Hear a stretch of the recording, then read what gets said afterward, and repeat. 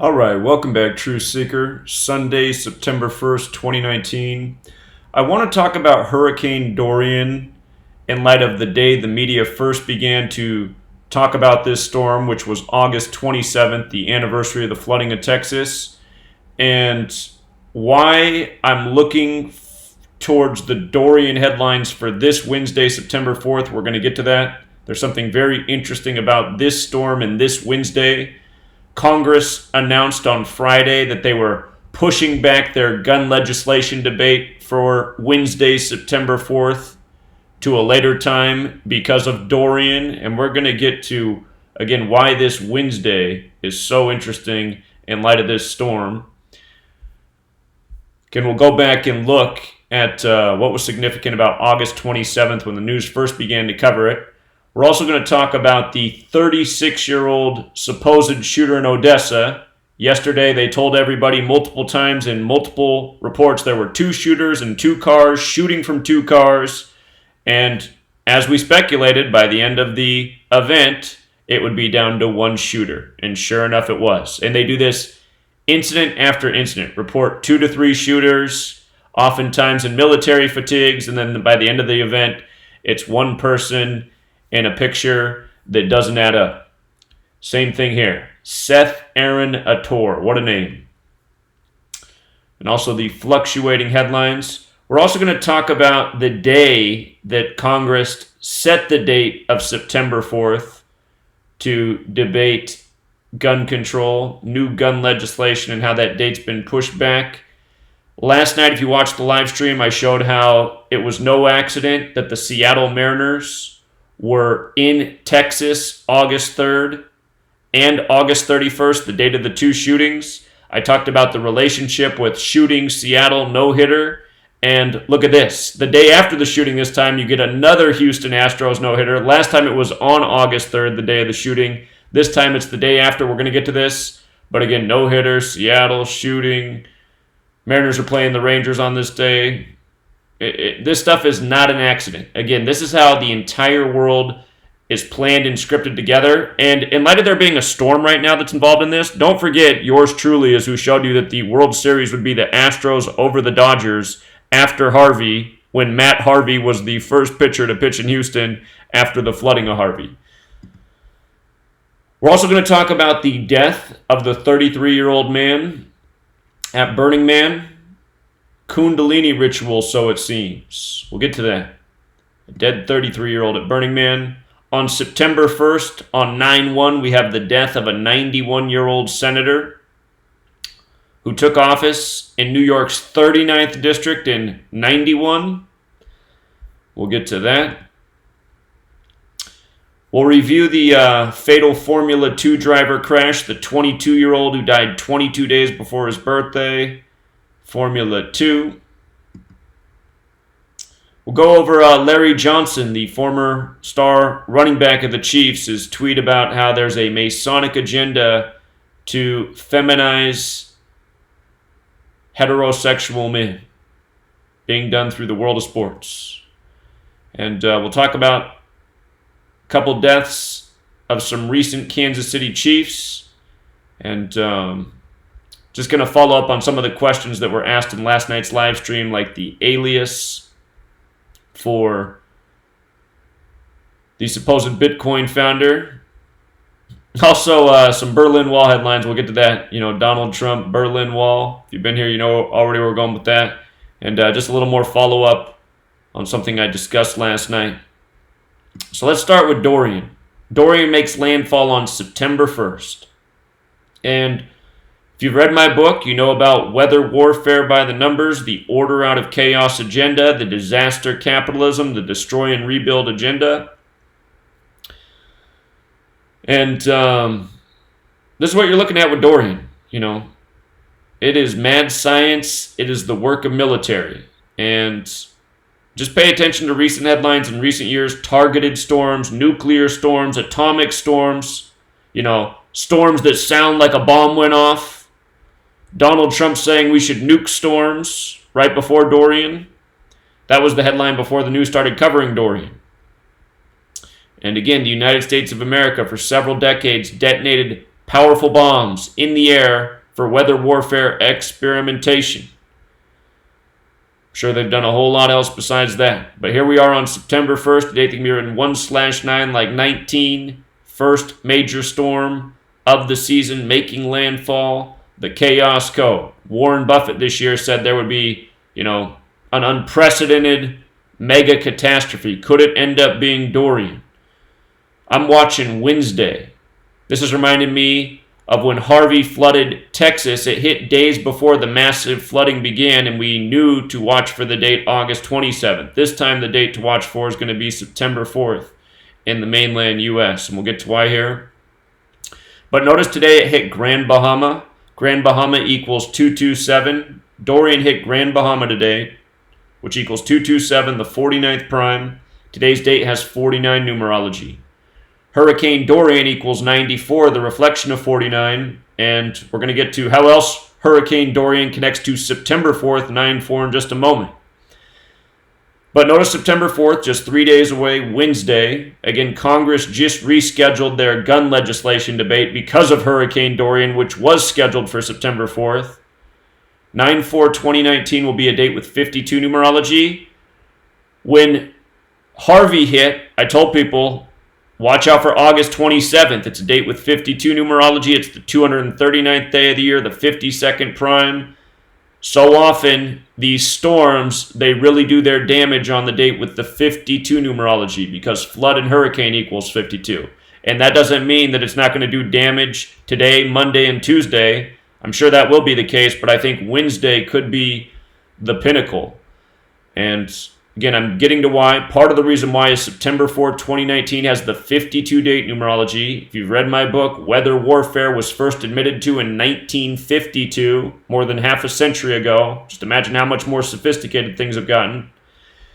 And again, this number shows up. Don't forget, they also started talking about Dorian on the anniversary of the flooding date of Harvey, August 27th. And don't forget that Stevie Ray Vaughan, his best-selling album was Texas Flood, and Stevie Ray Vaughan died 20 years to the day of Harvey's flooding, August 27th, 97, if I'm not mistaken. But look at this. Hurricane Dorian, also just using our base cipher, the small way it's 94, the big way it's 247. Look at what day September 4th is, the 247th day of the year. So Hurricane Dorian in the base cipher connects to September 4th in two ways, plus September 4th is the date with 52 numerology. What are the odds of that? And I've said before, they name these storms perfectly for the planned damage and destruction that are intended. Because these storms are the work of the disaster capitalists, the people who benefit from communities being destroyed so they can come in and provide the lending to the governments, who will request the funding that will be approved by the governments. September 4th also leaves 118 days left in the year, a number connected to death and destruction. Death is 38, 118. Dorian also sums to 38. On Wednesday, it's expected to impact the Carolinas. Carolinas equals 38, like Florida. On Wednesday, it's expected to be impacting the Carolinas, Georgia, and Florida. All three of those locations on September 4th, and bringing a lot of rainfall to the area. So there could be a lot of flooding. In Carolina, all those locations are no strangers to flooding. So what they have written up for Wednesday is, the storm will continue to produce hurricane-force winds as it heads north with some more weakening forecasts. There's an increasing risk of strong winds and dangerous storm surge along the coast of Georgia, South Carolina, and North Carolina.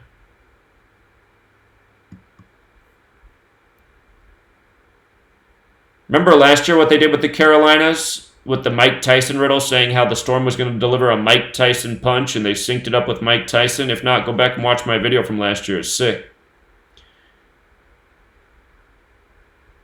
So they're saying that this is the second strongest storm since recordings began in 1950. Right around the time weather warfare was admitted to.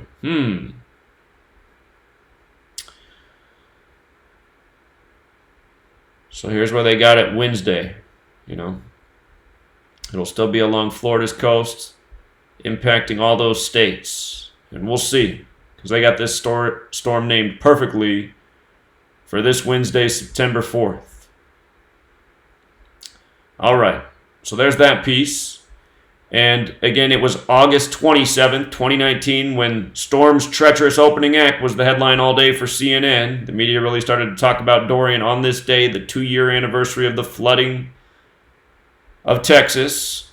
August 27th, the 239th day of the year, which is the 52nd prime. Hurricanes 52, floods 52, Earth's 52, Harvey's 52.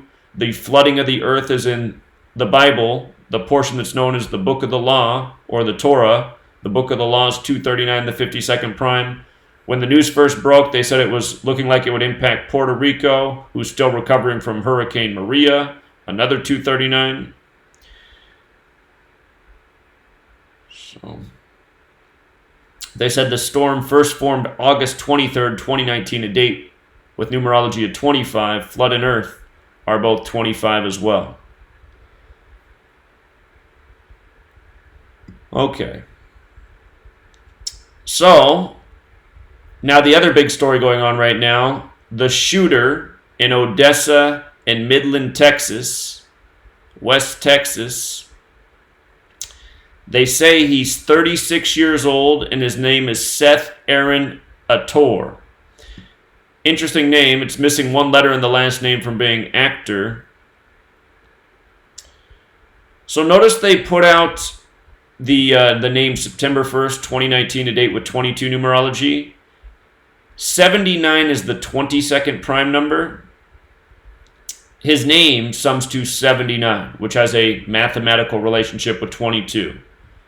79 like murder.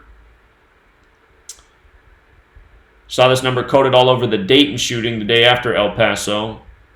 And with regards to him being 36 years old, he was supposedly killed at the Synergy Theater in Odessa, Texas. Synergy's 36, Odessa's 36.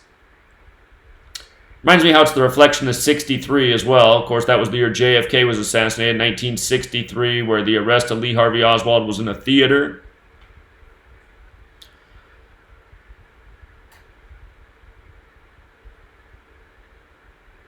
They put out this image of him. This is supposedly the man right here. And again, yesterday they were real sure to report 2 shooters and 2 vehicles. Now today they're so confident it was just one. And it's par for the course with every one of these stories.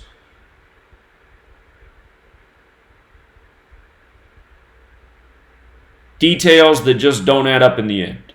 You know, fluctuating numbers. You know, numbers that shift back and forth between injured and dead. Multiple shooters always. Then it's just down to one shooter. You know, the image is always suspect. It's like, what kind of image is this? I mean, really in 2019, there's not a clear image of this guy. And if you missed the video I put out more than a week ago about how, you know, all sorts of images of people are generated online now that aren't even real people. They look completely real. They look a lot more real than this. You know, they look a lot more clear than this, but they're not real people. Maybe I'll just take a moment. I think the name of that website is This Person Does Not Exist. Let me see. I believe this is the site right here. Every time you click it, it gives you a new person. So this isn't a real person. This is a computer-generated person. If you go to this website, every time you refresh the screen, it just gives you a new person that's not real. Computer generated. This person's not real. You know? And always these names, they just don't look right.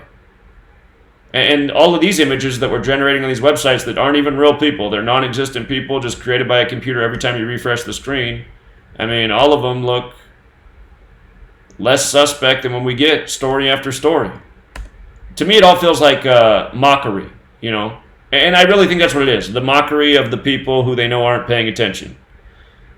So, not a single person we refresh yet is real. This person does not exist.com. And the way I found out about this website is CNN ran a front page story on this. You know, right after a mass shooting story. And I thought, This seems like a way to put the truth in front of our faces. We got a caller here. What's up, caller? Hi, Zach. My name is Deb. I'm calling from Saginaw, Michigan. Yes. I wanted to say something about the naming of the storm Dorian. Please. Okay. I don't know if you are aware of the book that was written by Oscar Wilde. It's called The Picture of Dorian Gray. I am not familiar with that book. I'll have to look it up. Okay, but there was also a movie. All right, the original movie was released March 1st, 1945. Okay. And what that is about a guy who is so evil and such a, debaucherous kind of guy, but he does not age. Because there's this portrait that this painter has painted, and that portrait reflects the evil. It continually changes and it gets uglier and uglier. Huh. Now, what the deal is that a couple of weeks prior to this storm, there was things in the news about Trump, how good he looks, how he doesn't seem to be aging, and how the presidency always ages people, and how, people on the news were saying, well, he just doesn't care. And I just thought it was odd that they named this storm Dorian, after this. I don't know. I'm just putting it out there. Well, it is an interesting observation, and Trump's only 2 years in, so we'll see how he looks in another 2 years. But I would agree with your sentiment. It doesn't seem like he has aged. He looks about the same as when he took office. So. Right, and him buying back his own portraits, that kind of weirdness, like with the charitable, organization buying back his portraits. And again, this is Hollywood type of stuff. I get it. But I just thought it was just a bizarre observation. And I don't know. I just wanted to put it out to you. Well, I just had to check on the Gematria value of Dorian Gray. I see in the most pure cipher it's 58, like how he's the winner of the 58th U.S. presidential election, and it has overlap with Freemasonry in 3 of the 4 ciphers, so that's interesting. I'll have to look more into this book. Okay, and the other thing, too, was the year that the movie was released was 1945, and him being the 45th president. I don't know. Well, it is interesting. I'm just putting it out there. It is interesting. All right, I appreciate it. And I also just want to tell you that I am a senior citizen person, and I want to tell you that I'm really proud of you. Well, my oldest kid is your age, and I just want you to know that I'm really proud of you putting out this information and persevering, even though you've had a lot of stuff going on, that is negative. Don't let that get you down. You're doing the right thing. I think you have a gift, and you're very intelligent, and you're very exact and precise in the work you do. So don't let anybody stop you. Just keep doing it. I'm very proud of you. I appreciate it very much. Thank you. Okay, you have a good one, Zach. All right, you take care. Bye. All right, bye-bye.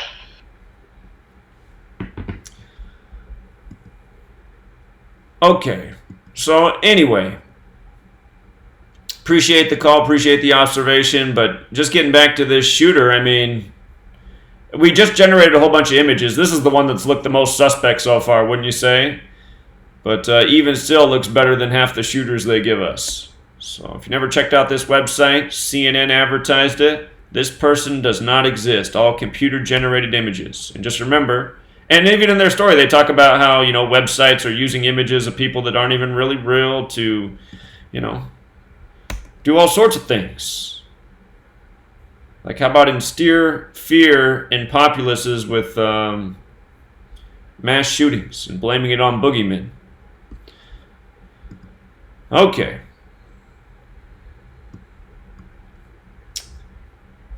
So there he is. And, let me see. Yeah, I think we hit all the points we wanted to say there about the shooter. Another fat police chief lying to the cameras, par for the course as well.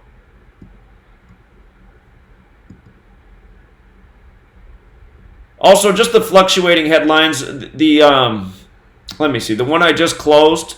So when they put out the shooter's name, they changed the headline from 7 killed to 22 injured.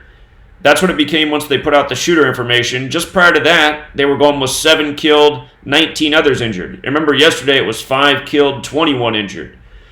And with regards to 7 killed, 19 injured, that stands out because, of course, they encoded the 19. The Masonic agenda's order out of chaos. Chaos sums to 19. When you run the alphabetic order in reverse, it's 26. Just like how the other week at the Dayton and the El Paso shooting, they momentarily reported that 26 injured in both shootings, which we covered then. But chaos, 19 and 26. Again, this is the agenda. Order out of chaos. You had the shooting on Highway 191, active shooter 191, every detail coded out, same numbers every single time. And I said before the year even began to look out for August. I said August will probably be a big month. It's the 8th month on the Gregorian calendar. 19's the 8th prime number, and it certainly was. And this was put out August 18th, 18/8. White House and Congress say it's September or bust on gun legislation. And I'm going to laugh if it ends up being something big goes down on September 13th, 13/9, like 139, gun controls 139, America's 139, Freemasonry's 139. But the point was they were supposed to have their meeting on September 4th, but they moved it. Kevin Hart hurt and crashed. The latest news. So you got a new movie coming out or something? Anyway.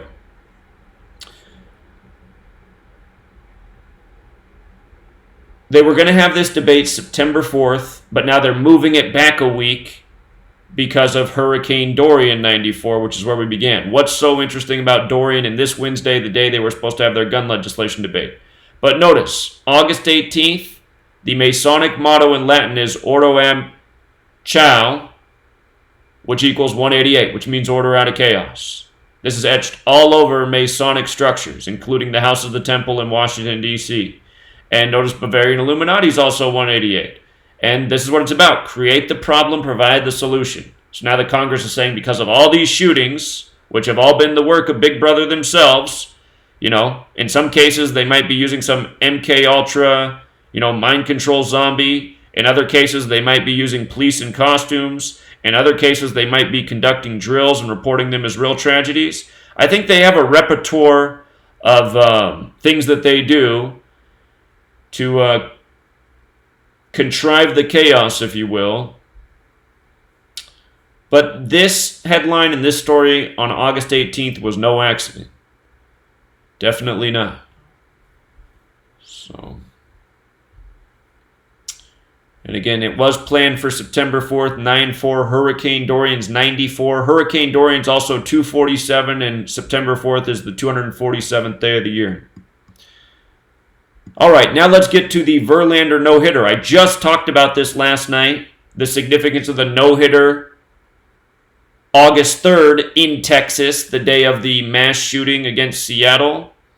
And instead of doing the exact same thing, they waited until one day after. Now, if you're on my Patreon, we knew it was an easy call that the Astros would win today. I guess I should have thought a little bit deeper and said, could they do another no-hitter? But look at this.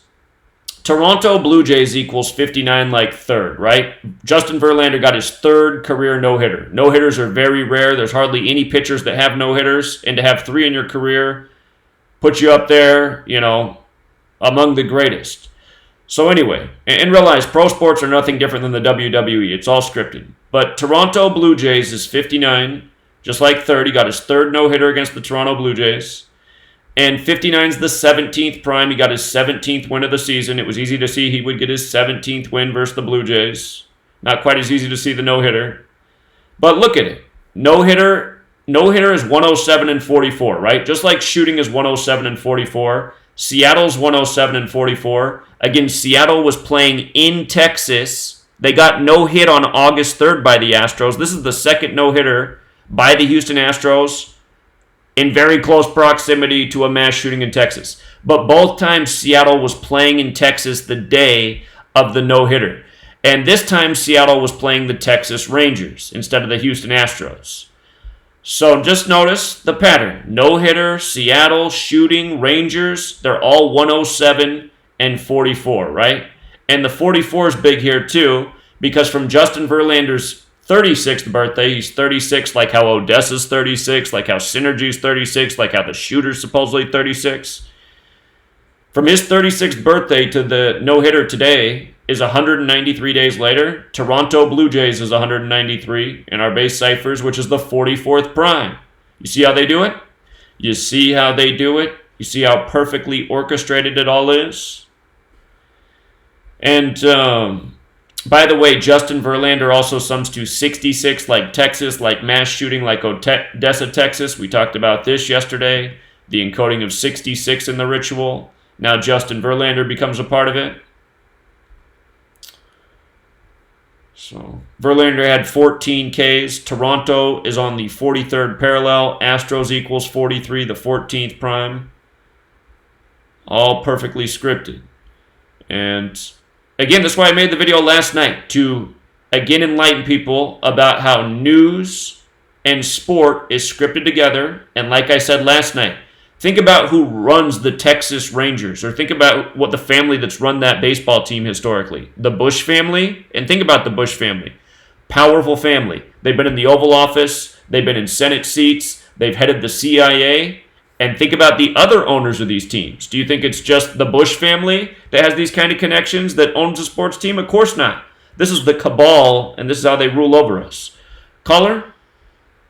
Oh, hey, what's up, bro? It's Rich from Daily Dose of Gematria. I don't want to interrupt you. Go ahead and make your point. Yeah, well, what's up, man? Oh, well, I wanted to, gosh, first, all the stuff you're just saying is so just obvious and in our face, man. I mean, you know, I hope this is definitely one we can teach people. I was calling in to address something else, if you don't mind. Go ahead. Well, I know what you will say about the trolls out there, just to ignore them and stuff, but I just wanted to say something that, like a month later, I'm still getting trolled by people saying, I did such a bad show with you, and I'm gonna die, and all this other stuff, saying hateful remarks. And, you know, it's the thought that I just got to make the show with you. I couldn't help that my grandson woke up and the internet was screwing up and stuff. So what I want to say to the trolls, and I know the specific ones I'm talking about are listening out there, we're all supposed to be on a team. If I had bad luck and did a bad show, like, you know what, I can improve for my mistakes too, and I don't claim to be some podcaster. So, but I advertise this work, and you guys can kiss my ass with your notifications. Well, Rich, don't even worry about the trolls. You did just fine. You know, the crying nephew in the background wasn't a big deal. Everybody still enjoyed the thing except for the trolls. And just realize, I mean, if you're going to put yourself out there, you're going to be trolled. I've been trolled for 6 years straight. It does get old. It is irritating, but it just comes with the territory. And but I messaged the part that bugs me, Zach, not to cut you off, but the part that bugs me is even the Chris guy who we did the show with, I like that guy. And he no-sold my message to him explaining that if we could all be on the screen at the same time, you know, and I'm sorry about my grandson. And it's almost like he's listening to those people, too, and doesn't want to have me back on and make more shows like, you know, we wanted to follow up with. So that part kind of bugs me, too. I told him, I guess not. Thanks anyway, bye. You know, and it's like we could have made some great shows more. And it's just like, you know, a person's not allowed to make a mistake. I'm supposed to be perfect, you know. So. Well, just keep on keeping on. I mean, it's not the end of the world. There's a million different platforms to put it out there, and you've created your own platform, and you're doing a good job, and you're bringing more people to the community. So I wouldn't sweat it too much. Those people shouldn't be mad because I made a mistake when we're all supposed to be on a team, and that's the main point I wanted to call in and make. We're all not perfect, but we're all on a team, so that person should not be mad at me. They should encourage me, you know? Sure. That's the point I want to make. We're all on a team here. We're not here to judge each other. Sure, and I'd make the point that, you know what, you're going through a health crisis right now and you're still battling to get out the truth. So, I mean, anybody who's giving you a hard time, I mean, it just makes them, all the more sad. But, Well, yeah, one of the trolls told me that they could knock me down in one punch by punching me in my fake kidney. See, what they don't understand is they don't know me. I will make a trip to them to give them that opportunity, bro. Don't just talk and hide behind some account. You know what I'm saying? I mean, I'll show up if that need be, I don't care. Sure. I just want them to, I know they're listening, I know they'll hear this eventually, so this is to you, You're supposed to be on our team, then we back each other up, we don't sit here and make fun and be a critic. If you're a critic, you are a sad loser. Sure. Well, I would just keep moving on and just keep doing your thing and getting the word out, and I wouldn't worry about the critics. I mean, that's what I have to do every day, and I mean, I was just uninvited from speaking at a thing, but you know what? I'm just gonna go out and create my own platform. So, you just got to keep moving on, man. Bro. And that's the best advice. I understand that. I just know if I ever am privileged to do a show with you again, I will make sure to do better and be more prepared. Yeah, you did fine. Don't sweat it. But I hear you, Zach. But that was my main message, bro. I don't want to take up the whole show. I just wanted to let people realize that we're all on a team out here. Sure. And we should be, keep doing that and not judge one another. So I appreciate y'all. All right, Rich. Keep it up, man. Keep up the good work. Yep. All right, take care. Yep. By the way, for anyone who watched the live stream last night, that woman who didn't call in, she called me like 20 minutes after the show, and then she just kept talking, and I couldn't even get a word in, so I just had to hang up on her. But she was just a huge Q and Trump supporter. That's for the people who watched last night. I'm sure you guys, I think her name was, I forget, Kathy something. So anyway, I had to hang up on poor Kathy. She had no listening skills. All right. So, exactly why I made the video last night. If you didn't watch last night's video, you probably should watch that video. I went through just about everything. I mean, anybody who watches that video, I don't know how they could ever deny this research. But the point of last night's video was sports and news, and it's further evidence of just how scripted things are. And for all of you guys who complain about the fact that I cover sports, you guys don't get it. I mean, you're someone who does not understand the work that I do. I am showing how things are scripted and connected. And it's how I call sports championships year after year, because the news and the sports are all synced perfectly, undeniably. And it's in your face. I mean, it couldn't be any more obvious. Hurricane Harvey, Matt Harvey, the first pitcher to pitch in Houston, visiting from the New York Mets. New York got Sandy by the numbers. All right, on to another story. A 33-year-old, go figure, found dead under suspicious circumstances at Burning Man, and they'll probably come out and say it was a drug overdose. Sounds like they're already halfway there with that. But remember what's special about 33 in light of the human being. All of us have 33 bones in our vertebrae. It's important to Kundalini, which is why Masonry is so fixated on 33. Kundalini is about spiritual ascension happening up the 33 bones of the human vertebrae. Notice person, people, Masonry, secrecy, order, they all sum to 33. And the man who was found dead, the 33-year-old, his name is Shane Billingham, which sums to 271, which is the 58th prime number. And notice Burning Man's 58, as is Kundalini. Kundalini is very important to Freemasonry. This man did not die August 29th, but the story came out from Alla Media on August 31st. And August 31st was a date with 58 numerology. So a dead man at Burning Man with a name that's 271, the 58th prime. You see how this goes? And think about how they use these numbers together all the time. George W. Bush, just in case you don't know, the name Bush is 58. The name George W. Bush is 58. George W. Bush supposedly won the election with 271 electoral votes, the 58th prime. So Shane Billingham, found dead at Burning Man. Kundalini's all about 33. He was 33 years old. Burning Man has a lot of esoteric concepts to it. Kundalini fits right in. Here's the report. Shane Billingham, 33, was found unresponsive in his car at around 18:30 local time. We'll get to that 18:30 local time in a minute. Mr. Billingham, a New Zealand national, had poisonous levels of carbon monoxide in his blood. Police said. Murder by numbers by the police. Bystanders reportedly attempted CBR on Mr. Billingham before paramedics arrived. He was taken to a medical tent where he was later pronounced dead. Pershing County Sheriff's Office said it was investigating the death as suspicious. So Billingham, the surname, equals 183. What time was he found at? Around 18:30? Mr. Billingham, the way they refer to him, sums to 118 and 206. In Jewish Gematria, deaths 118 and 206. His first name, Shane, overlap with death in 2 of the 4 base ciphers. Burning Man is in Black Rock City. The other year we had a story like this by the numbers too. The man who ran into the fire. Black Rock City, 218 and 83. Death, 218. Murder, 83. Just the other day we saw the death of Mary Tyler Moore's, co-star. 218 days from the anniversary of Mary Tyler Moore. Chigozie Truth did a video on how they did a story about that. And they made it 2 minutes and 18 seconds long.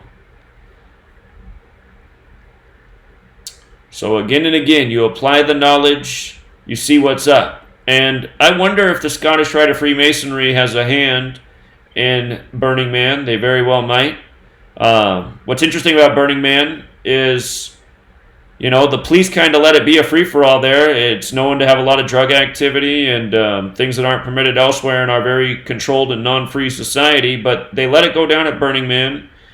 And anyway, just notice Burning Man's 113 like Scottish, also like 49. The day that he was found dead was August 29th, 2019, a date with a life lesson number of 49. But the news didn't come out until August 31st to fit in with the 58 Kundalini ritual, again to go with the 33-year-old man. And I'll let you decode suspicious. You'll see the numbers right away. I didn't even take the time to decode this headline right here. I'm sure there's something there, but anyway, that's the main point about it. And then again, nobody's going to question the death of a 91-year-old, but you really got to go, okay, this man who's 91 died on September 1st, 9/1, and he took office in the year 91. He was the member of New York State Senate from the 39th District. And we know about New York and 39, right? New York 39, NY 39, NYC 39, Empire 39. I think I was even talking about this last night in my 3-hour essentially rant video. New York and 39. New York even established on a date with 39 numerology plus so much more. But dead at 91 on September 1st.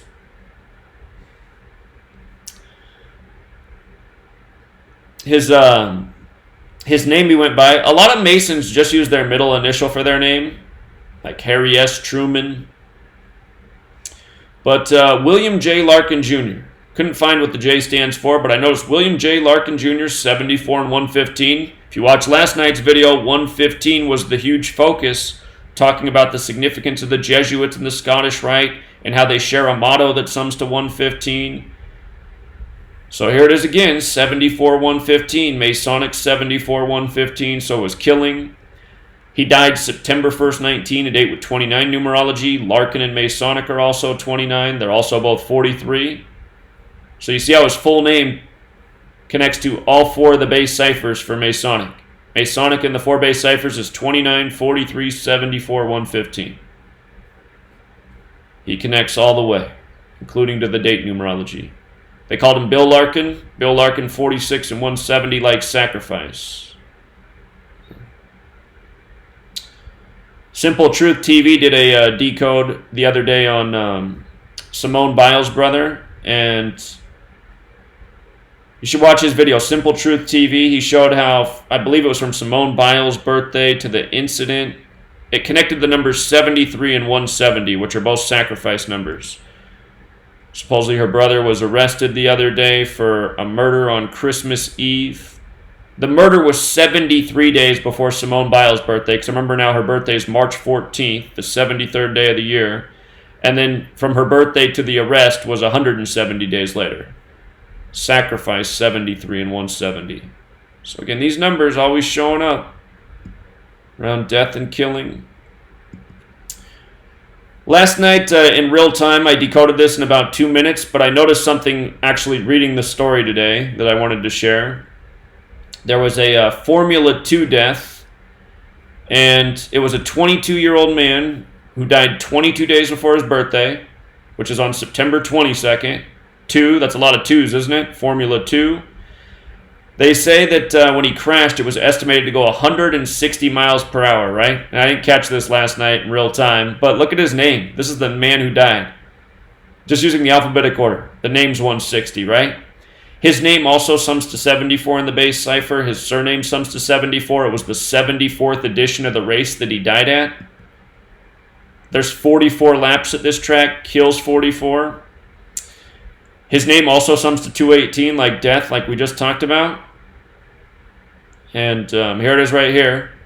It was the 74th edition of the race, 44 laps. The circuit length is 7.004 kilometers. The race length is 308. That's a lot like 38, right? Death's also 38. So, but there it is. Dead at 22, August 31st, 22 days before the birthday, on the 22nd of the month. And,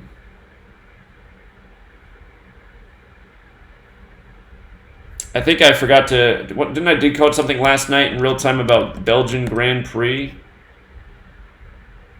271, 58th prime, Freemasonry, what do you know? So... 89, the 24th prime, he died on a date with 24 numerology. So that was that story. And then we got Larry Johnson, who said that there's a ex-NFL star, Larry Johnson, sounds off on supposed feminizing agenda in 2 sports leagues. And if you actually read the story, what in the world? What in the world? They took down the story. They talk about how he blamed Freemasonry for it. Here's even his own tweet. So, I never use this word. I don't know if it's pronounced effeminate. There's an effeminate agenda. It means to feminize. Going on amongst the NBA and NFL elite, peddled by high-ranking Masons handlers to indoctrinate the heterosexual sports world without them knowing. For the buying power of the LGBTQ community. Remember, LGBTQ sums to 58, like Freemasonry, like secret society. But he made this tweet August 29th, and his birthday, I forgot to post it here. Let me just get it up here for you. Larry Johnson, football, birthday. His birthday is November 19th. So from his post to his upcoming birthday is 82 days, right? And look at the word he used that they emphasized. It equals 82. 82. And there's a couple teams in the NFL that have an 82 connection. You can do that research. Could be a clue. But some of these other numbers in that word also stand out. Packers equals 116. The first ever Super Bowl was between the Packers and the Chiefs. Larry Johnson played for the Chiefs. Typically, stories like this are dropping clues for what's to come in the NFL season. And like I continue to say, do these athletes even really control their Twitter? You know, is Larry Johnson going to come out and use this vocabulary on this day, perfectly synced up with 82 days for his birthday, so the mainstream media can come out and emphasize the headline and show us how perfect it all is? And last night, caller called in and he made a great point. And I realized he must be about the same age as me because I hadn't thought about this since I was a little kid. When I was a little kid, star basketball player Larry Johnson, not to be confused with this Larry Johnson. These are different Larry Johnsons. This is Larry Johnson in the NFL, who's a little bit younger. This is Larry Johnson, who used to be a big star for the Charlotte Hornets in the NBA. He used to do a commercial series that was popular, Grandmama, where he dressed up as a woman. And, you know, this is what he's... If you read Larry Johnson, everything he said they're showing these athletes the way they dress like they're little schoolgirls. You know, they're sure to show you on the cameras them walking off the bus all the way to the locker room in their tight, you know, skinny jeans. And he's saying, come on, this isn't the way grown men dress. This is an agenda. And honestly, I don't think it's Larry Johnson who really put this out. I think it's whoever the controllers are just putting the truth in front of our face just to stir up another controversy. But Larry Johnson, dressing up like a woman. And that character was called Grandmama, right? Which equals 54. And this year's the 100th NFL season that'll end with Super Bowl 54. So you got to say, what are the odds? And last night, I talked about this, but I wanted to pull it up in today's live stream. There's a number of Chiefs who have died, people with connections to the Chiefs. Two notable ones this offseason were Walter White and MacArthur Lane. And look at this. Walter White died on April 10th, which is the 100th day of the year. Consider this will be the 100th NFL season. And he died 100 days from his birthday, which is July 19th. He died 100 days from his birthday on the 100th day of the year. Walter White equals 54, just like when you write out 100. This will be the 100th NFL season, which ends with Super Bowl 54. So, and then you look and the guy was 67 years old. Blood sacrifice, 67, the 19th prime. You know what else is 67? Kansas City. We just saw the death of Prince's brother in Kansas City by the numbers. Kansas City, 67. Remember, Kansas City, Missouri is 124 and 241. Prince's brother just died on the 241st day of the year, leaving 124 days remaining in Kansas City, Missouri. And don't forget, before Prince died, I said he was going to be coming next after the death of Vanity. Her death had a lot to do with 67. Prince ended up dying a span of 67 days from Vanity on the Queen's birthday. And then they lit up Niagara Falls purple. Prince, Vanity. Vanity's from Niagara Falls. Prince and Vanity were together during the time of Purple Rain. And then Niagara Falls purple the day Prince dies after the death of Vanity. They said they did it for the Queen. So then the other death you have for the Chiefs this offseason is a 77-year-old. Green Bay equals 77. This guy played for the Packers and the Chiefs. And the thing about his death is he died May 4th. He died on 5/4, this guy. And I was going to say, guess what his name equals, but it's already on the screen. His name's 54 as well. And if you've been following me in recent weeks, we've talked about a lot of football player deaths, and all of their names keep summing to 54. So for the people out there who think that all this stuff's organic, I mean, if it's organic, there's some sort of presence in this world, whether it's God or some other spiritual understanding that you have. You'd have to assume then that whatever that entity is, that it likes to take people's lives by the numbers, and it's a big sports fan tracking year after year. It's like, okay, here we are. It's the season of Super Bowl 54. I'm going to be taking all the people with the 54 connections. Because this goes on every single year. I've been documenting this year after year after year. And every year it's the people who have the numbers that connect to the season. So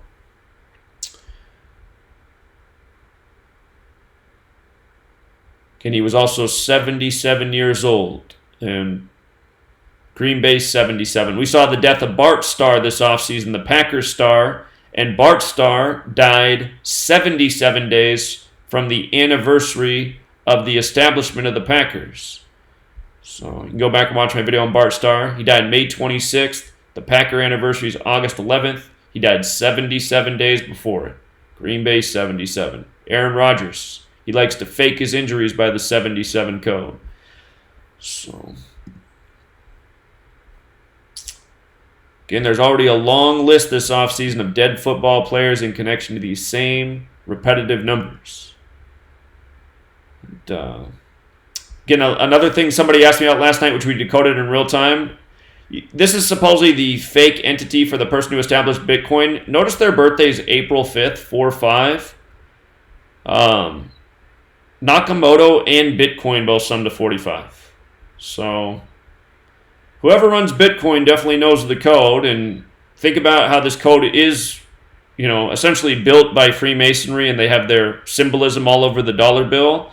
This is why I maintain I don't think the people behind Bitcoin are any different than the people behind the currency we're already on. I think it's like an experimental currency for where they want to take us, to electronic currency, which will be the easiest to surveillance and manipulate. And consider, the event that I was just uninvited from, the guy who's running it, his big thing is Bitcoin. And have you looked at the symbolism around him? He uses a black and white checkerboard for his symbolism. I mean, he's probably a Mason himself. I checked out his own bio too late. He grew up in a very Jewish neighborhood. He grew up around Jewish people. And not that there's anything wrong with that, but it shows that he's from, an affluent area. He was probably exposed to more, occult information than most people. And he's likely a Mason himself. And by the way, this guy's full name, again, is 181, the 42nd prime, Japan's 42, Freemasons 42. So I'm just not big on the whole electronic currency thing. And again, I'm just not big on currency, period. I think you want to get free, you got to get away from a money system. You got to get back to an agricultural society, a trade and barter society. You got to go back in time. Back in time, quality of life was better, Pre-industrial age, you could drink out of the river without killing yourself. So it is a pipe dream, don't get me wrong. I mean, it's a pipe dream to go back to that, but I'm just saying, I don't think electronic currency or any type of currency is going to be part of the solution.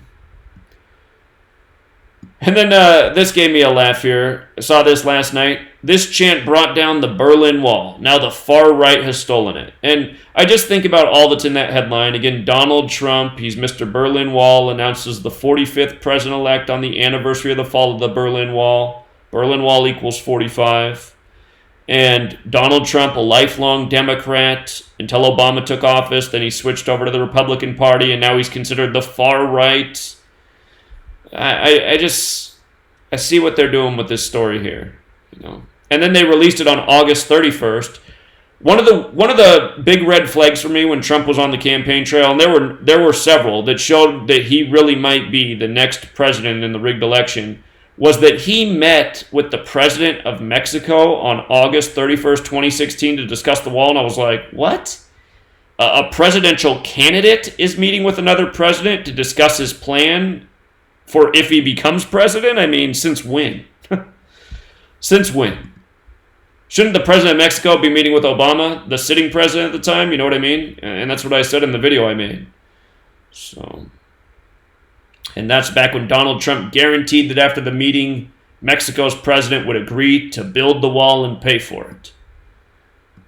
One of many guarantees that fell through. Now, if you watched last night's video, which I encourage you to watch, maybe you don't have 3 hours to watch it all, but just watch the beginning to where I get to the Jesuits and the Scottish Rite in 115, and I talk about the death of JFK and a million other things. I did cover this earlier, but I think I missed this when I covered this earlier this year. Massive fire guts Dallas landmark Ambassador Hotel. And notice this was circulating May 28th and May 29th. May 29th is JFK's birthday. JFK was killed in Dallas, and his brother RFK was killed in the Ambassador Hotel in Los Angeles. But there's an Ambassador Hotel in Dallas, lo and behold. And you see how they report it was 115 years old? Again, JFK was killed 11/22/1963. A date with 115 numerology. Masonic and killing equals 115, as we covered earlier in this presentation. And if you go to my blog and you type in, 32nd degree Jesuit, that'll probably pull it up. Well, that's not the one. Let's try down another post. Here we go. So right here, the Jesuits and the Scottish Rite share a motto, and in Latin, that motto sums to 115, you see? And the Scottish Rite and the Jesuits, they have a long history in France. JFK was killed in the middle of Dealey Plaza, named after a Scottish Rite Freemason. His death was synced up with his wife's 33-minute visit with the Pope, as well as his own visit with the Pope, which connected to the numbers of the Jesuit order. So, just last week we had the burning of a 115-year-old church in Philadelphia. Philadelphia happens to sum to 115. That church burned on 52nd Street on the 239th day of the year, the 52nd prime. Go back and see my video on that if you missed it. So, again, all of this stuff is mockery. I mean, if you... Let me just pull up the article. Oh, did I not link it? All right, hold on. Let's just pull up this article and just read it. Massive fire guts Dallas Ambassador Hotel. Here's the same article. So this is from NBC affiliate. Let's just see if they point to the obvious in this story. Published Wednesday, May 29th, JFK's birthday. Do they point out that it's JFK's birthday? Dallas landmark Ambassador Hotel is no more. Consumed first by flames Tuesday morning before the remaining shell was brought down by a wrecking ball that night. Firefighters with Dallas Fire Rescue arrived at the former luxury hotel at 1312 South Irvay Street at about 1:30 a.m. to find the 6-story building engulfed in flames. As plumes of the thick smoke billowed over the Interstate 30, blinding drivers well before dawn Tuesday, more than 100 firefighters attacked the inferno in the dark. DFR used multiple ladder pipes, engine master streams, and ground lines to try to put the fire out, but the flames were too strong and moved too quickly to be contained. The building collapsed in stages, Dallas Fire Rescue said, leaving behind just a shell of the facade that was too dangerous to leave standing. A wrecking ball was brought in Tuesday afternoon to knock down the remaining portions of the wall. We got a little bit more. Only a caretaker living in a trailer on site was at the property when the fire started. The man told NBC5 someone knocked on the door of his trailer at 1:05 a.m. Masonry's 1:05, so is Zionism. And told him to get out. He said he walked outside, saw the flames, grabbed his dog, and ran. No injuries were reported. The 6-story hotel was undergoing renovations, first begun in 2017 to add residences, shops, restaurants, a swimming pool, and a speakeasy bar. NBC5's Ken Kalthoff toured the building in 2017, shooting several 360-degree videos of the rooms, rooftop, and entry prior to renovation. The damage was so extensive that investigators said they may never be able to determine what sparked the fire. Oh, wow, isn't that convenient? Embers from the fire started a secondary fire in the roof of a nearby building on Hardwood Street. Firefighters were able to quickly put out that fire. Several roads in the immediate area of the hotel were closed after the fire. As of Wednesday, those included Gano Street, Bellevue Street, Browder Street, Griffin Street, and Blankney Street. It's all being published on JFK's birthday. Ambassador's history. A local architect designed and built the Ambassador Hotel, originally the Majestic Hotel and later the Park Hotel in 1904 in Dallas Cedars neighborhood. The hotel took its current name in 1932 after a major renovation to the building's exterior, according to a landmark designation report. During its heyday, it hosted 3 United presidents, Roosevelt, Taft, and Woodrow Wilson. In the 1950s, the building was converted to a residential retirement hotel, and in 1965, it received its designation as a Texas state landmark.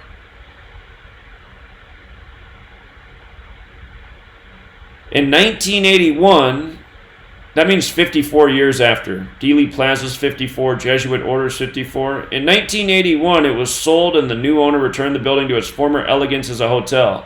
In 1993, it was again sold with new owners intent on establishing the Institute and Basic Life Principles, a home to help troubled Dallas youth. On April 4th, 2019, the building, which sits adjacent to Dallas Heritage Village, was added to the National Register of Historic Places after being nominated by the Texas Historical Commission. And then it burns. Developer Jim Lake, who has been working on the project, said he was in shock, brokenhearted, and disappointed after losing the building, and that they had recently received approval to change the street configuration around the building, which is one of the holdups with the project. So just notice as I read along, still no mention that this is happening on the anniversary of JFK's birthday. No mention about the coincidence that RFK was killed at the Ambassador Hotel and JFK was killed in Dallas. Lake said Tuesday he would start over on a new project on the property. It would still bear the name Ambassador, and he'd try to reuse as many salvageable building materials as possible, but it will not be the Ambassador Hotel built in 1904. Can't recreate history. History is history. Ha! Now there's some mocking. Isn't that exactly what they're kind of doing with this? Recreating history, paying tribute to history? A tragedy? History is history. Don't forget that word history. You know, they say the victors write the history books. History has the same gematria as Freemason. And JFK killed in the middle of Dealey Plaza, named after a 33rd degree Scottish Rite Freemason. It will never be reclaimed, Lake said. We can tell the story in whatever comes next. Remember the Ambassador. Many people who either lived in the area or once had a personal connection to the building came out to see the damage for themselves Tuesday afternoon. Joel Christofferson, who said he worked as a volunteer at the Ambassador when he was a teenager, recalled the basement, in particular, which was once used as a speakeasy. There's an old tunnel in the basement where there was gambling, he said. They would run across the street and go to the stables to get away from the police. Those old stables have since been renovated into the tap room of the neighboring Four Corners Brewery. I like the fact that we actually still have a piece of the Ambassador sitting right here on our property, said Four Corners owner Steve Porcari. The promise of a new life for that landmark at the edge of the downtown skyline was driving much of the revitalization energy in the surrounding Cedars neighborhood. City leaders know it's a loss. So also just realize how they mentioned that. As soon as the building's destroyed, they're just going to rebuild it right away. Do you think maybe since they were doing this huge renovation, they realized it might be easier to just start from scratch, which is what a lot of builders do when they buy a property? You lose that potential that could have been there, said Mark Doty, Dallas Chief Planner, Historic Preservation Officer. If we had that building restored, what maybe that could have done to the neighborhood around it. Oh, yeah. The surrounding business owners are still committed to moving forward, but they'll do it with a hole in the very history they're trying to save. I think everything will be okay, Porcari said. It was such a cool building. It's hard to see it go. It's probably collecting the insurance money. But yeah, I mean, this is what it is every day, really, with the news media. It's just one contrived story after the next, mocking every inch of your existence, expecting that you know nothing about history, that you can't see the obvious, that you can't count to two. And it is just sad. It is sad. So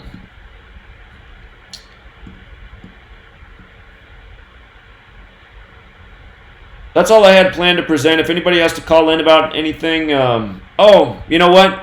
Let's look at the Kevin Hart story. We just saw the Kevin Hart news break. Let's see how this could line up. Kevin Hart in a car accident. Major back injuries in car crash.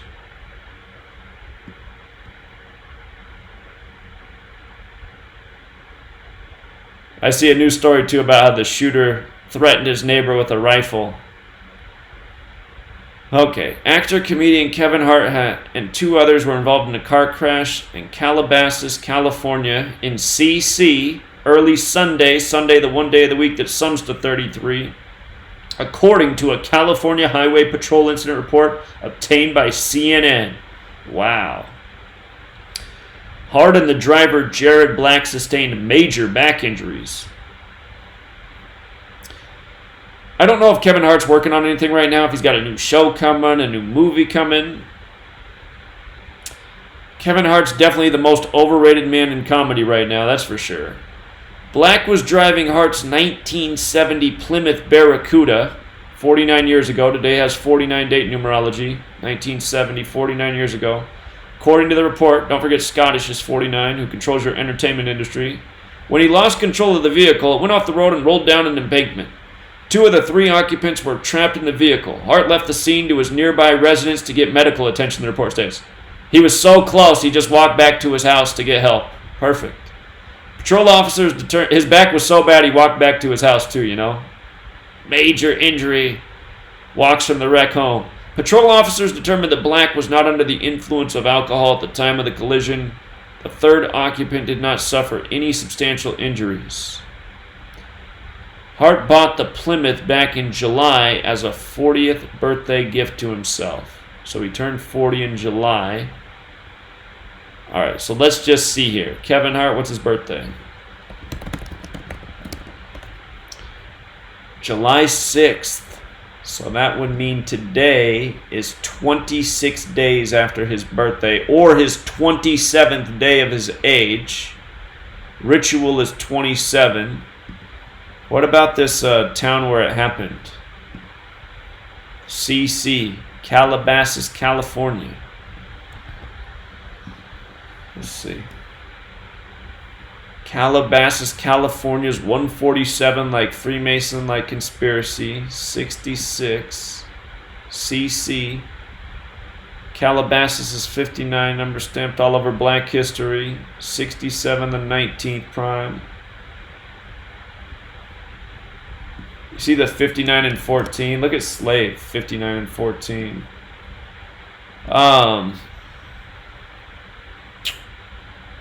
Jared Black was the other guy. Jared Black. Jared Black, 67 as well, 19th prime. Black's 29 today, has 29 date numerology. And what's the kind of car? A 1970 Plymouth Barracuda. I'm sure he has some project that this is related to, some release date. 199, the 46th prime. 260, like 26, like 26 days after his birthday. Barracuda's 33, just like how it happened in the town. CC 33. Calabasas, California was 66, like Barracuda. Whoops.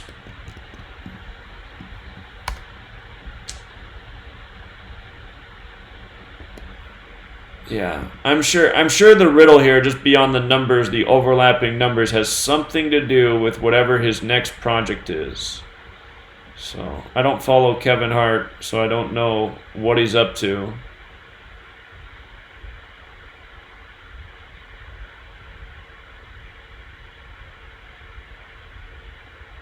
They show him jumping into the pool, and I guess his latest tweet, or I guess this, okay, this is the day before the wreck, okay.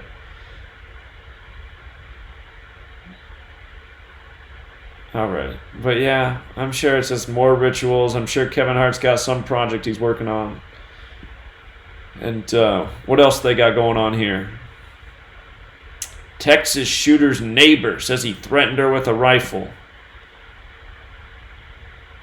FBI agents are searching a shack connected to the shooter. What was all that noise? Oh, this is the video of the shooting, huh? This is the evidence of the shooting. There's shooting right there. Panic in West Texas. Hold on, let's watch it. Here's the evidence of the shooting, you guys. There's a shooting going on in Odessa, Texas. Oh God, there's shooting right there. Panic in West Texas as a gunman terrorized two cities on Saturday. Get out. Cars with bullet holes show the path of destruction left in Midland and Odessa. Officials in Midland say a gunman was driving around shopping centers, shooting from his car. We got a call here. Caller? Hey, Zach, this is Hutch. I usually call in on your sports show, but I have a question for you. Could you do some work in your spare time on this Popeye's fried chicken and this phenomenon that's happening with that? What's going on with Popeye's fried chicken? Oh, they have this fried chicken sandwich that came out, I don't know, X amount of days ago, or maybe a couple of weeks ago, and it's causing this frenzy all over the country, especially, quote-unquote, in urban areas. So much so that I think Popeyes now has run out of chicken. But there's some, like I said, when you get a time, just look that up and see if you see anything in all of that as well with that whole frenzy. Okay, I'll take a look. All right, thanks, sir. Thanks, man. All right, here, hold on. Back to the evidence of the shooting. Here we go. This has all been happening very fast. It was all it was all in movement, and between Midland and Odessa, there's about 20 miles a difference. People scrambled to hide from the shooter, unsure of where he might be headed. The synergy from Anchors from KOSA in Midland abandoned their post on live TV in the chaos. we're running through the mall there's something right now. going on over here. We're not sure what's going on. There are people running through the mall. Jay, we probably need to go. Authorities say the shooter changed cars at one point, stealing a U.S. Postal Service truck, adding to the confusion in the manhunt. After nearly 2 tense hours, police killed the shooter outside of a movie theater between Midland and Odessa. Among the nearly 24 injured, 3 law enforcement officers. Officials haven't released the gunman's name, only saying he is a white male in his 30s. Vice President Pence says the White House is offering full support for Texas. The President spoke to the Attorney General. FBI is already assisting local law enforcement in the investigation going forward. But we'll continue to monitor those events, but the President is fully engaged. I'm Melissa Rainey, reporting. Well, who could ever question a shooting happened with that presentation? Some of you know that one of the victims is a... All right. Now we know it's real.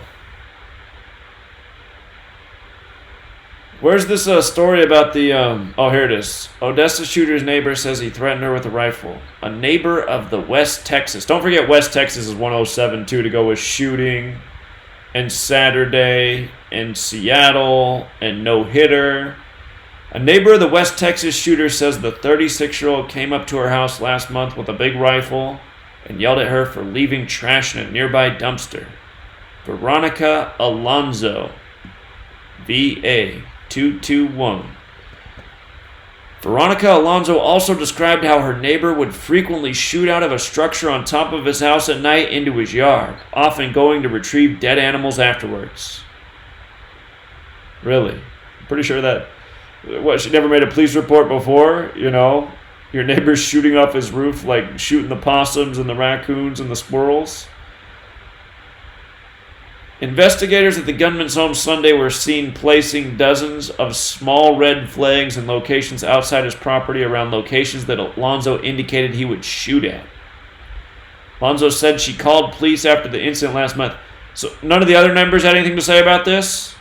You know, guns are pretty loud. If my neighbor just posted up on his roof right now and started firing at the birds on the fence, I think more than just one of us would be like, what in the world? Alonzo said she called police after the incident last month, but that they never responded because the location of the property does not show up on GPS. Give me a break, man. Alonzo said that the shooter's home had no running water or electricity. Oh, so he lived in a property that was abandoned, and he had guns in there. And he probably ate raccoons and possums in the back out, cookout fire. I mean, isn't it just obvious that this is BS? An abandoned property is where he lived? Where he fed himself on possums. And he was safe there because the police couldn't find it on GPS. Only Veronica Alonzo knows how to get there in Batman. Come on, man.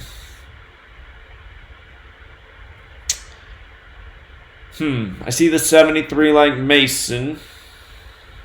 Probably missing something.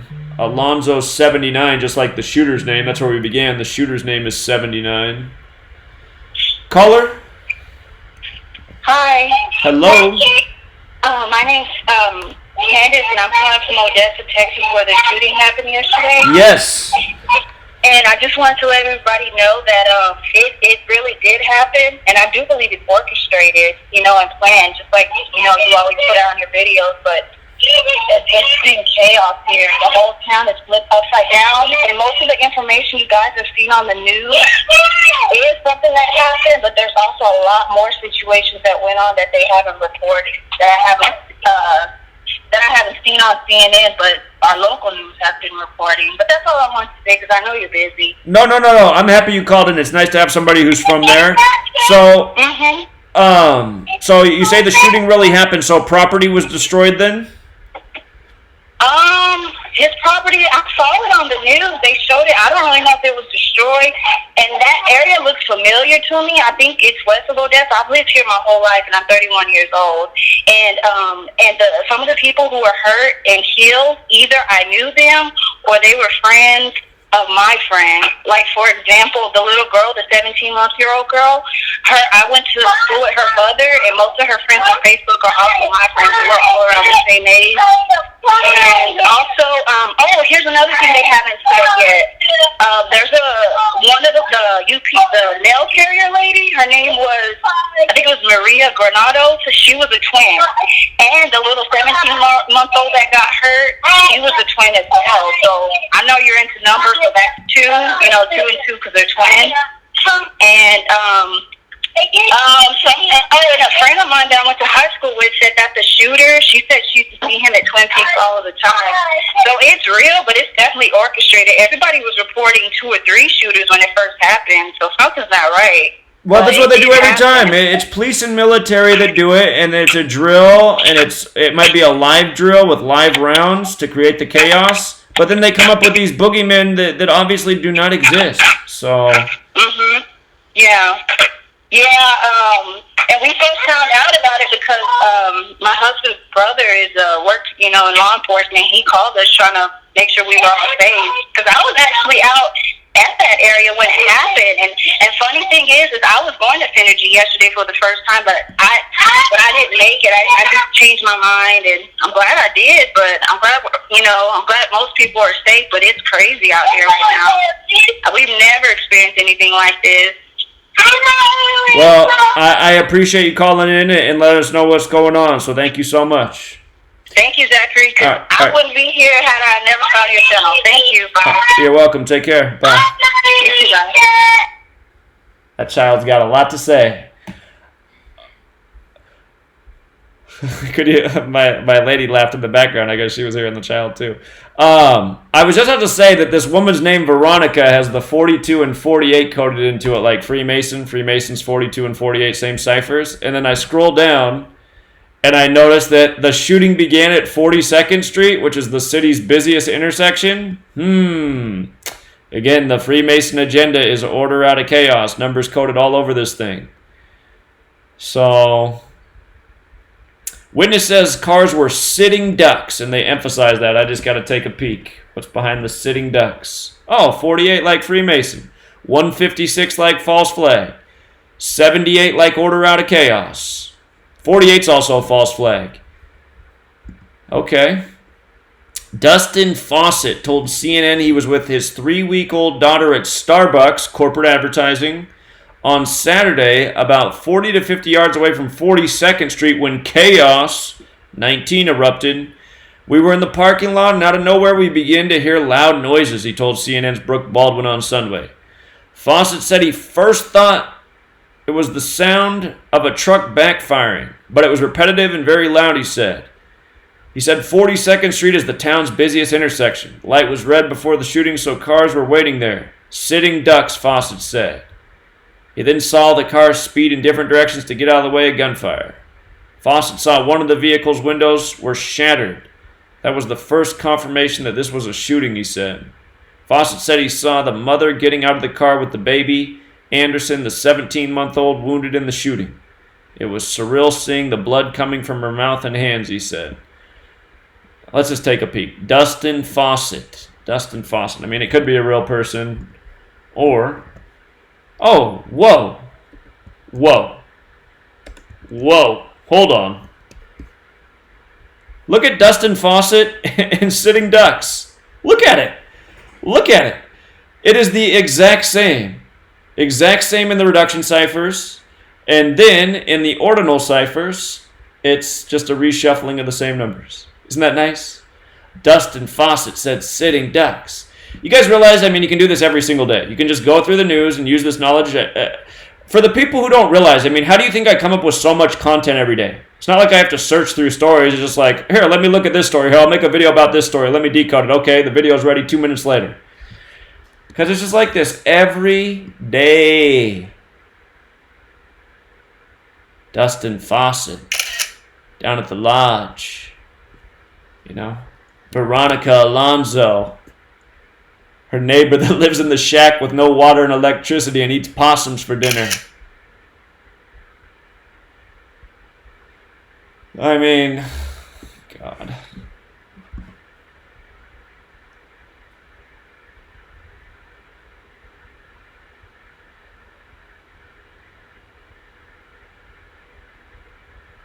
Odessa is the third most populous city of Ukraine and a major tourism center. I believe it's a major Masonic center too.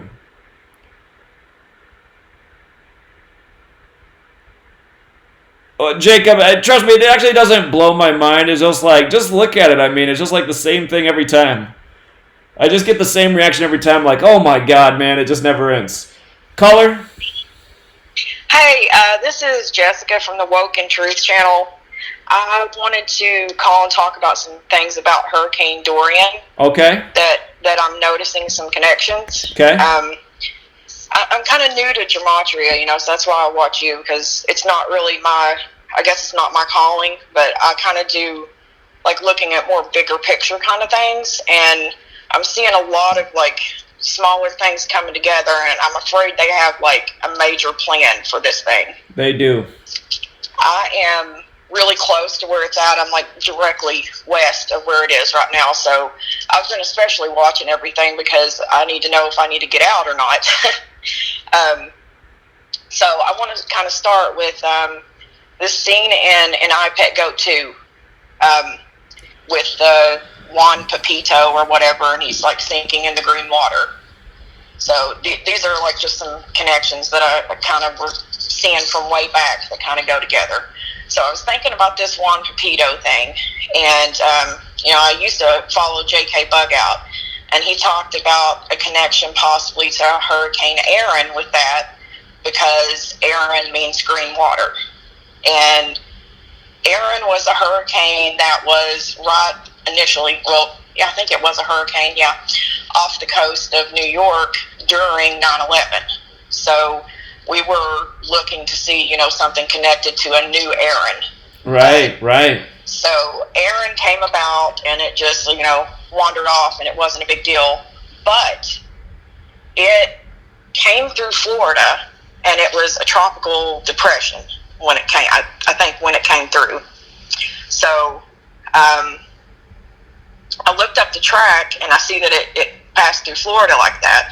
Well, in the meantime, I was watching Florida Mackey, however you say his channel, and he's talking about this nuclear power plant that's in Port St. Lucie on Hutchinson Island, like right off of Port St. Lucie, which is currently kind of the point where it might hit.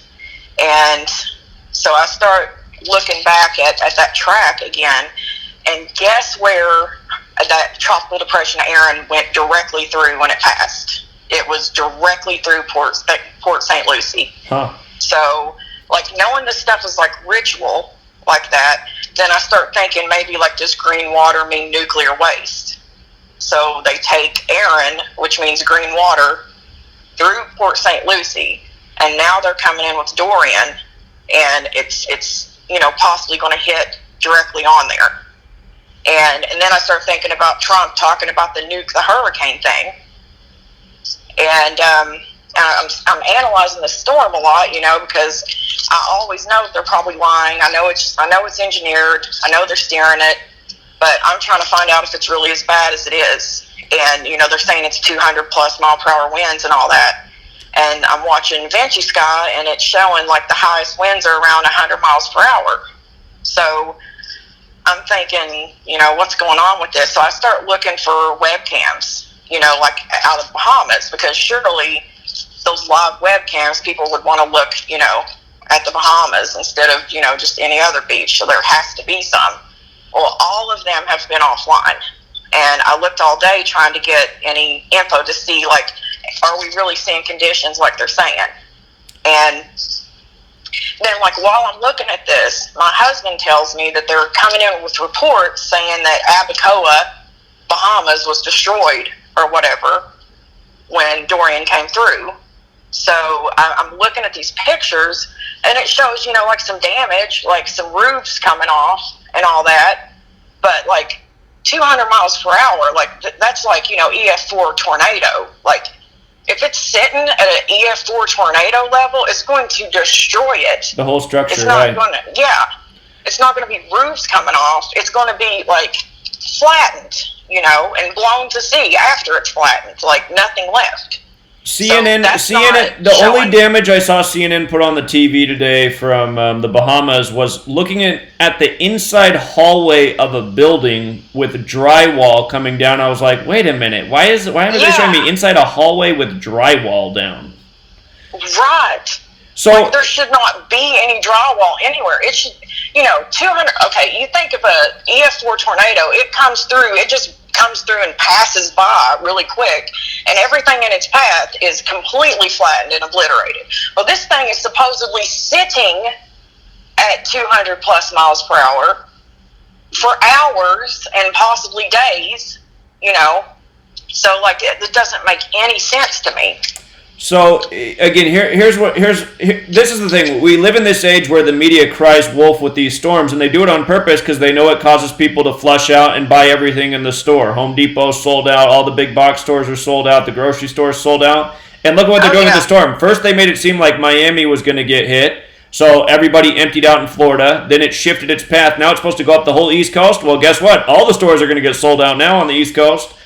So So that's part of it, but I mean, because they cry wolf with these storms, it's really hard to know at this day and age, where they're going with this. But what I do see in this storm is the way they've named it. Hurricane Dorian sums to 94 and 247, and September 4th, 9/4 is the 247th day of the year. Plus, it's the date with the 52 numerology, and that's usually when these storms do their damage, on the 52 dates, because hurricane's 52, so is flood, so is Earth. That's what I wrote about in my book with Weather Warfare. It's the 52 dates that seem to get the worst of it over history when these storms do impact. So they're saying that the storm's supposed to slow down by September 4th, but that doesn't mean the damage will slow down. That could mean the rain really floods out an area, and that's what I'm watching. Plus, again, they also announced on Friday that they were rescheduling their gun legislation in D.C., which was scheduled for September 4th because of Dorian. So that also tells me that they have something planned for Wednesday. So. See, this is where, I'm afraid that they're going with this. If they have it headed toward Port St. Lucie, when it comes through there with 200 mile per hour winds, supposedly, which it doesn't have, how are they going to explain why the place isn't leveled, since they are pushing that it's like this? And that's why I'm afraid that when it comes to shore, that they're actually going to do something else, Sure. Maybe, quote unquote, nuke the hurricane, sure, and flatten the place so it looks like those came through. If they come through that nuclear power plant and they set something off, or it melts down, or whatever. Are you in the Carolinas? Do you live in the Carolinas? Where do you live? I'm in West Palm Beach. Okay, I'd worry more about the Carolinas. If you go to my blog, the very first blog post I did, October 2013, it's about how there's all this predictive programming for a major disaster in the Carolinas. When I first wrote this, there was all this stuff out, television, books, movies, and there's a movie also, God, what's it called? Special Bulletin, I think. It's about a nuke going off in the ocean just outside the Carolinas. I think just outside Charleston. But, and it's supposed to be impacting the Carolinas on Wednesday. Carolinas equals 38. So does Florida. So does Dorian. So, I mean, it looks like Florida, Georgia, and Carolinas are all going to get it. But I have a feeling that who's going to get the brunt of it is the Carolinas. That's my assumption right now, so... Well, I'm trying to figure out, though, it's just really weird that, the Green Water hurricane or depression, Aaron or whatever, went exactly through that same spot. I'm afraid this is all a ritual thing, and that maybe that movie you're talking about is predictive programming of something like that going to happen, but they're throwing you off about the exact place it will.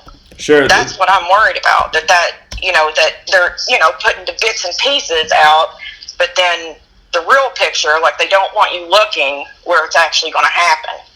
That's what I'm afraid of, because there's so many things, Aaron always comes by, not always, it's only happened once, but Aaron comes by a 9/11 spot, right. And the last 9/11 was New York. We know they're planning a second one, and it passes right through Port St. Lucie on a nuclear plant.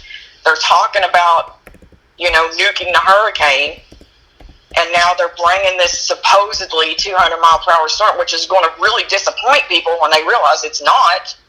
And how are they going to explain that through that exact spot? So, what if that, that movie you're talking about, that story is an actual thing, but they're putting you off of where it's going to be?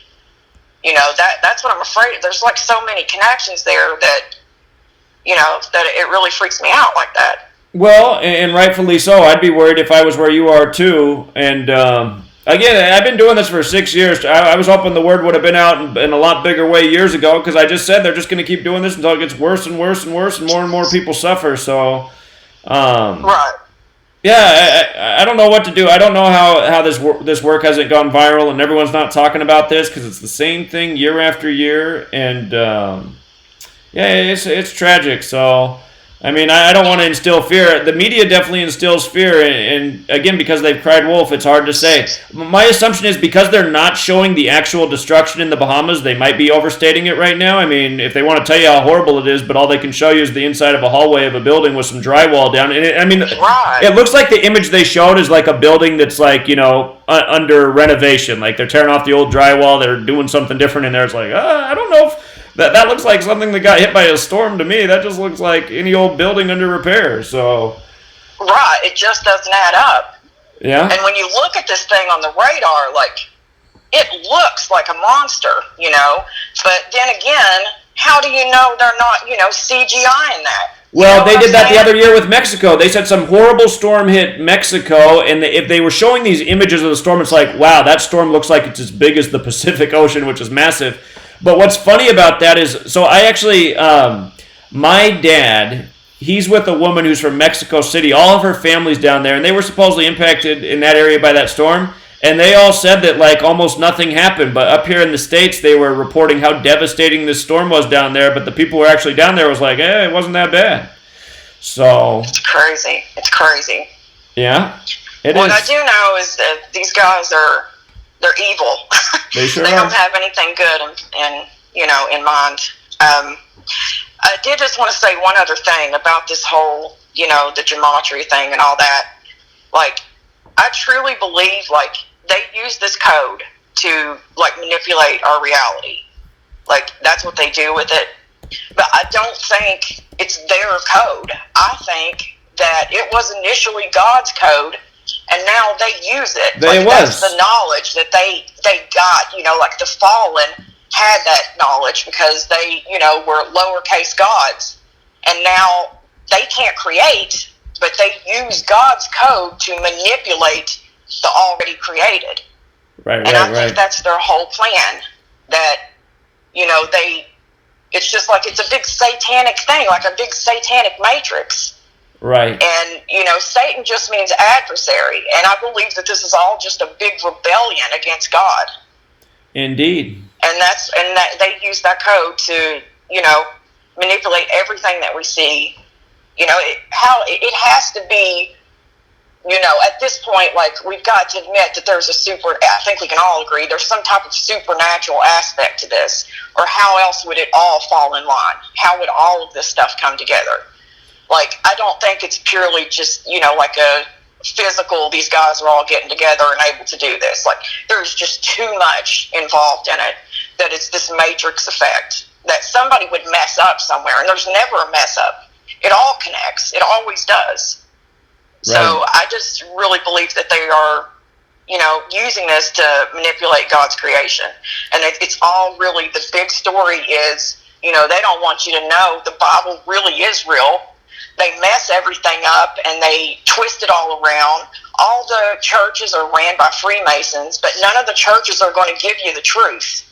You know, I firmly believe that the Bible is real, that every word of it is real, but they twist things around in such a way that it makes people either hate religion, you know, because you've got the Catholics doing what they've done for years and years, and then every one of your little churches, you know, they've all got their different agendas that they do, and all of it's there in plain sight, but you got to pick up the Bible yourself, you know, and learn and read about it and find out where your salvation is.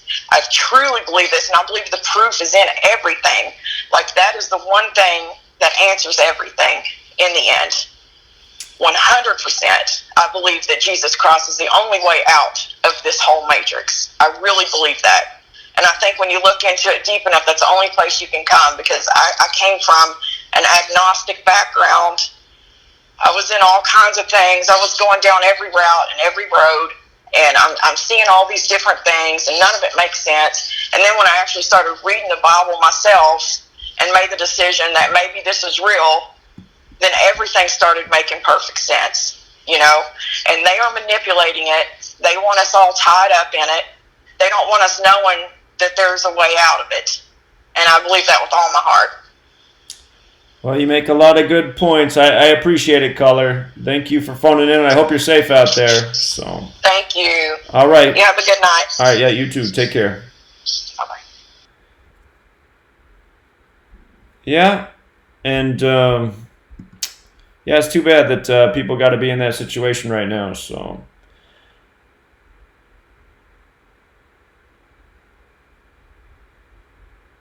All right. Yeah, everybody's got different spiritual beliefs, but when you call into my show, I'll let you speak your mind, so. I'm going to wrap it up here, you guys. I still got some more work to do, plus I got to mow the lawn, and hopefully the storm is overstated, but the day I'm really watching for is September 4th. I think that might be the date that we see some major flooding headlines. So. We'll leave it there, Truth Seeker. Thank you for tuning in. I see that somebody gave a super chat. Thank you very much for that. I appreciate it.